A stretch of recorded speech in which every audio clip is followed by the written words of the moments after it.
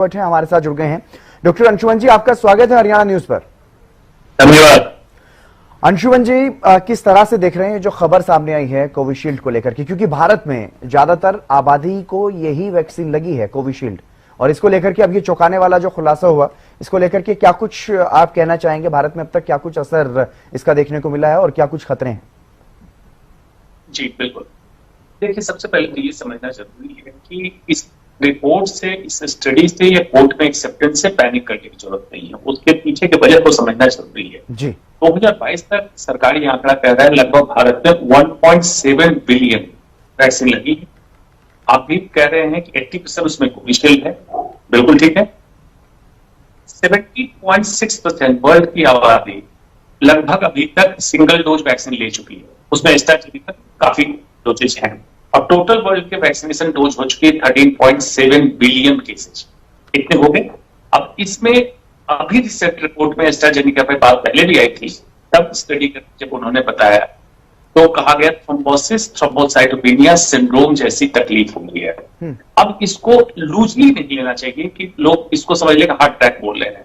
Thrombosis कहते हैं जब खून का थक्का जमता है, मतलब ब्लड क्लॉट का जमना जी, और साथ में उसमें प्लेटलेट एक कण है ब्लड के अंदर जो ज्यादा उसमें खपत हो जाए तो ब्लीडिंग टेंडेंसी होती है। मतलब थ्रोम्बोसाइटोपेनिया, मतलब थ्रोम्बोसाइट मींस प्लेटलेट, उसका कम हो जाना जी। प्लेटलेट क्लॉट में चला गया, थ्रोम्बोसाइटोपेनिया हुआ तो ब्लीडिंग का भी खतरा हो गया। एक साइड क्लॉट भी बन रहा है, एक साइड ब्लीडिंग का खतरा हुआ। ये समस्या जो हुई, एक तो रेयर, कितना रेयर है, 1 लाख में 2 लोगों में देखा गया जो एस्ट्राजेनेका वैक्सीन लगाए हुए थे। उसके बाद इसमें कहां क्लॉट बना? ब्रेन के आर्टरी में, पेट के, आंतों के सप्लाई के जो आर्टरी उसमें, पल्मोनरी कॉलेज जिसको हम कह सकते हैं कि फेफड़े को सप्लाई करने वाला नली, और पांव में नली। हार्ट अटैक का केस इसमें मेंशन नहीं है उनकी रिपोर्ट में, तो पहले तो नहीं डरे। दूसरी बात, 4 पहली डोज जब लगी, पहली डोज में सबसे ज्यादा देखा गया, महिलाओं में ज्यादा देखा गया।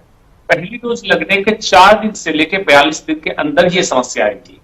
तो जो समय निकल गया उसकी कोई स्टडी नहीं है कि अब क्या जिनको लगी हुई वैक्सीन को पता है कि नहीं, अभी कोई नहीं है। मार्च 2024 में आईसीएमआर की एक study I, ministry of health family welfare, government of India ने उस रिपोर्ट को पब्लिश किया कि कोविशील्ड या कोई भी वैक्सीन जिसका भारत में इस्तेमाल हुआ उससे किसी भी इस तरह के मेजर साइड इफेक्ट्स की चर्चा नहीं है। इसलिए ये आंकड़ों की बात हुई और ये फैक्ट जो हर government, Australian government, government of India, government of UK, उनकी रिपोर्ट में बता रहा हूं जी। डॉक्टर नरेश चावला भी हमारे साथ जुड़ गए हैं। डॉक्टर नरेश जी, आपका स्वागत हरियाणा न्यूज पर। हम चर्चा कर रहे हैं कोविशील्ड के खतरों को लेकर के, क्योंकि जिस तरह की जानकारी सामने आ रही है ब्रिटेन से कि यूके कोर्ट में ये दावा किया गया, ये बात स्वीकार की गई है कंपनी की तरफ से कि इस दवाई के गंभीर साइड इफेक्ट्स दुर्लभ, अति दुर्लभ देखे जा सकते हैं। यानी कि स्वीकार कर रही है, पूरी तरह से नकारा नहीं है साइड इफेक्ट्स को, गंभीर साइड इफेक्ट्स को, जिनसे जान भी जा सकती है। तो उसको लेकर के भारत में भी लोग चिंतित हैं, क्योंकि भारत के लोगों ने भी वही कोविड वैक्सीन लगवाई है जिसे भारत में कोविशील्ड कहा जाता है, और ज्यादातर लोगों को कोविशील्ड ही लगी है। तो आपको वैक्सीन लगवाने से उम्र तक घट जाएगी, अगर किसी की उम्र 60-65 साल की है तो वो 55-60 तक रह जाएगी। इस तरह के इफेक्ट जो हैं, इस तरह के साइड इफेक्ट इस पे लॉन्ग टर्म देखने को मिलेंगे, या तरह तरह की बीमारियां लोगों में पैदा हो जाएंगी। इस तरह की बातें भी उस दौरान कही गई। क्या ऐसा कोई साइड इफेक्ट देखने को मिल सकता है या मिल रहा है? इस बारे में क्या कुछ जानकारी, क्योंकि आपने बताया कि आईसीएमआर ने एक रिसर्च भी की है हाल ही में कोरोना वैक्सीनेशन को लेकर के। जी जी, देखिए ये मेडिकल में हिस्ट्री, इतिहास रहा मेडिकल का। जब भी मेडिकल मेजर किसी बीमारी का खोज करके कुछ निकालता है तो उसको चैलेंज करने वाले जो होते हैं वो मेडिकल के जानकार नहीं होते हैं जी। वो कोई बाबा, कोई अथॉरिटी, कोई ऑर्गेनाइजेशन, किसी संस्था जुड़े हुए लोग कुछ भी फतवा जारी कर देते हैं कि इस वैक्सीन से साइड इफेक्ट जो हुआ कोविड के इटसेल्फ कारण, खास करके डेल्टा वेरिएंट जब आया था कि कितने लोग डायरेक्टली मरे, और doctor addiction, new England journal of medicine के एडिटर इन चीफ ने ऑटोप्सी, मतलब पोस्टमार्टम करके कोविड से मरे हुए मरीजों का दिखा दिया कि ब्लड क्लॉट इसमें बन रहे हैं, मतलब कोविड से हार्ट अटैक हो रहा है। ये डॉक्यूमेंट हो गया था वैक्सीन आने से पहले जी। अब चलिए आगे की बात। ये सही है कि इस वैक्सीन ने, एस्ट्राजेनेका ने कहा है, एक्सेप्ट किया है, क्लॉट बन रहा है, तो बिल्कुल ठीक है, उसको मान लिया जाए क्लॉट बन रहा है। लेकिन ये क्लॉट क्या हार्ट अटैक करा रहा है, इसका कोई प्रूफ नहीं दिया। हार्ट अटैक स्पेसिफिक का कह रहा हूं, थ्रोम्बोसिस थ्रोम्बोसाइटोपेनिया सिंड्रोम का प्रूफ है, उससे निकाल दी ना, वो भी प्रूफ तब है जब एक्यूट, मैंने बताया 4 दिन वैक्सीन लगने के 4 दिन से 42 दिन के अंदर ही वो समस्या हुई थी। तो इम्यून मेडिकेटेड समस्या थी, वैक्सीन आपने दिया, एंटीबॉडी बनने लगी और अपने ही सेल को अटैक कर दिया, उसमें हुई। तो जो अब क्रॉस कर गए उस दायरे को, 42 दिन से आगे निकल गए, उनमें रिस्क नहीं है, पहले तो इसको दिमाग से निकालिए।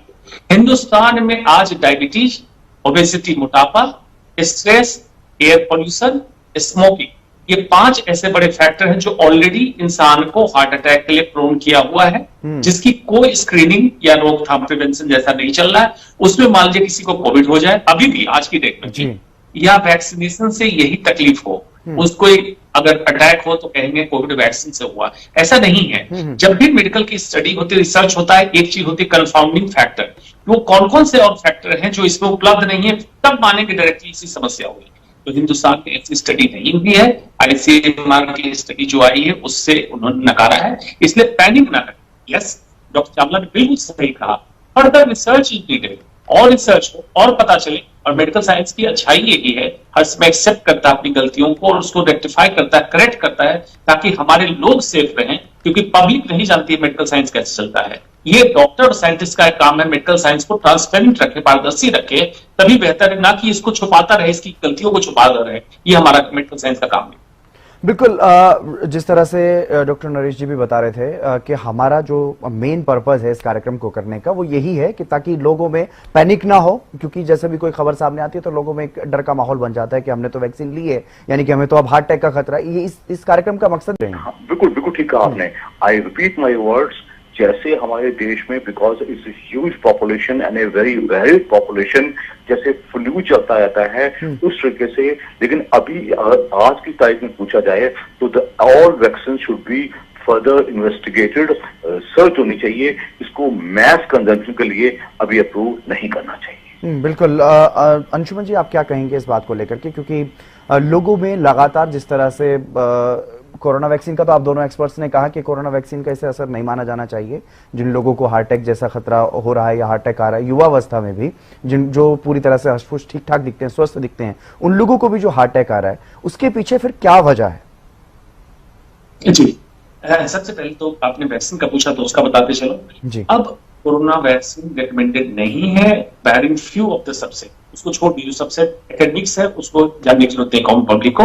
उसका रीजन ये है कि हम हर्ड इम्यूनिटी को अचीव कर चुके हैं और कोरोना वायरस गया नहीं है। आज सर्दी खांसी जुकाम होके आप कोविड टेस्ट कराएं तो आज भी आपको 50% लोगों पे कोविड पॉजिटिव मिलेगा, लेकिन आपको पता भी नहीं होगा कि कोविड के केसेज हो रहे हैं, ये वायरस हमारे बीच रहेगा। चलिए, अब जो आपने पूछा हार्ट अटैक की बात, कोविड बीमारी एज सच कोरोनरी आर्टरी के साथ साथ, मैं कि कोई कैंसर सर्जन भी हूं, तो जब ऑपरेशन करता हूं तो बॉडी में हर जगह इन्फ्लेमेशन के साइन दिखते थे और कोविड के साइन, तो उसमें कोरोनरी आर्टरी में भी इंजरी कराई, साथ में कोविड के दौरान लॉकडाउन जो हुआ, ये जनरेशन पहली बार उसने फेस किया, जिसके कारण लोनलीनेस, डिप्रेशन और मेंटल स्ट्रेन बढ़ा। ये एक एसोसिएटेड, घर में बैठ के खाना खाया, वेट गेन हुआ, डायबिटीज वालों, हाइपरटेंशन वालों को मेडिकल ट्रीटमेंट भी सही मुहैया नहीं हुआ, जिसके कारण रैपिड है और डायबिटीज एग्रीवेट हुआ, ये इटसेल्फ हार्ट अटैक को बढ़ा। तो बहुत सारे फैक्टर साथ साथ चल रहे थे और उसी समय वैक्सीन लॉन्च भी लग गई। वैक्सीन लगने को लगते ही आपने कहा कि वैक्सीन कारण हो गया, क्योंकि उसके पहले अफवाह उड़ाया गया, तो कई लोग तो वैक्सीन लगाने चाहते थे, डरते हुए लौटते थे कि कहीं मुझे कुछ दिक्कत ना हो जाए। अब छोटी सी चीज समझिए कि एस्पिरिन की गोली लेते हैं, उसका साइड इफेक्ट अगर सुन ले या पेपर में कोई पढ़ ले उसके लिटरेचर में, तो कभी एस्पिरिन की गोली ना खाए कि आंत में छेद तक भी हो जाता है, लेकिन कितने लोगों को होता है ये इंपॉर्टेंट है। मैंने आंकड़ा बताया, TTS थ्रोम्बोसिस थ्रोम्बोसाइटोपेनिया सिंड्रोम भी एस्ट्राजेनेका कह रहा है 1 लाख में से 2 लोगों को हुआ। हार्ट अटैक की बात उसने नहीं कही, तो एक्सेप्टेबल साइड इफेक्ट, लेकिन प्रोटेक्शन कितना ज्यादा दिया, कितने लोग कोविड से एक्सपायर हो जाते हैं अगर वैक्सीन नहीं आती, तो प्रोटेक्शन भी है और साइड इफेक्ट कम है, इसलिए बैलेंस चीज है, उसी तरह से।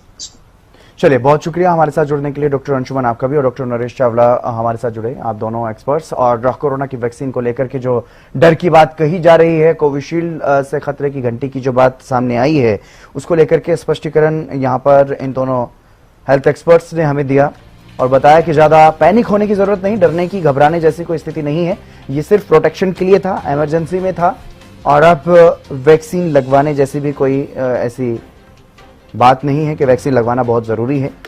भारत सरकार ने भी वॉलंटरली इसे लगवाने के लिए कहा था, किसी के लिए भी जबरन लगवाने जैसी कोई बात नहीं है, यानी कि कुल मिलाकर के घबराने और परेशान होने की जरूरत नहीं।